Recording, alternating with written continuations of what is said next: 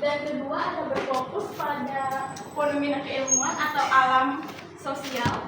Kesimpulan dari teks eksplanasi pada dasarnya berfokus pada fenomena keilmuan baik alam maupun sosial yang dijelaskan secara runtun, logis, dan faktual dalam menggunakan bahasa objektif, istilahnya ilmiah, serta hubungan sebab akibat. Teks ini membantu pembaca memahami bagaimana dan mengapa suatu fenomena terjadi berdasarkan ilmu pengetahuan, bukan pendapat pribadi. Lalu yang ketiga, informatif, memberikan informasi tanpa memengaruhi. Kesimpulan dari informatif memberikan penjelasan yang jelas mengenai proses terjadi suatu fenomena baik alam, sosial maupun budaya. Penjelasannya disampaikan secara runtun, logis, dan faktual dengan menggunakan bahasa objektif serta istilah ilmiah. Dengan demikian, teks eksplanasi membantu pembaca memperoleh pemahaman ilmiah tentang bagaimana dan mengapa suatu peristiwa terjadi.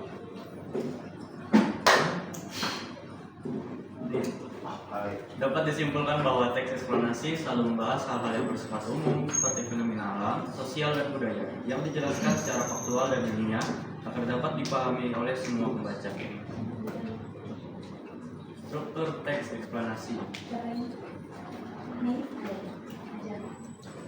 Pertanyaan umum, pertanyaan umum, pernyataan umum. Bagian ini berisi pengantar atau gambaran umum mengenai fenomena yang akan dijelaskan. Fungsinya memperkenalkan topik dan memberikan konteks sebelum masuk ke penjelasan lebih rinci. Yang kedua, deretan penjelasan. Deretan penjelasan. Bagian ini merupakan inti dari teks eksplanasi. Di sini, fenomena dijelaskan secara lebih detail, termasuk proses terjadinya tahapan-tahapan yang terlibat dan faktor-faktor yang mempengaruhinya. Penjelasan biasanya disusun secara kronologis atau berdasarkan hubungan sebab akibat.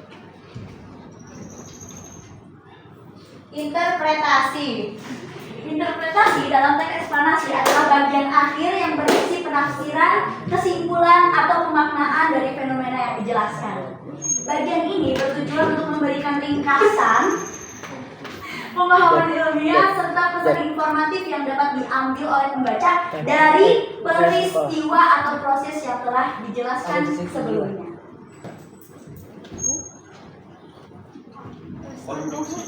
Setelahnya itu ada kaidah kebahasaan teks eksplanasi. Yang pertama ada konjungsi atau kata sambung. Konjungsi ada dua terbagi dua, ada satu konjungsi kausalitas.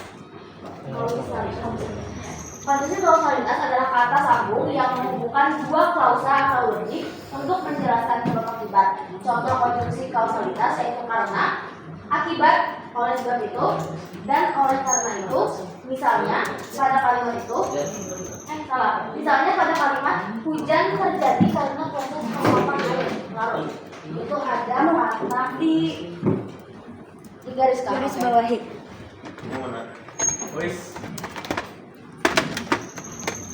Mana sih? Karena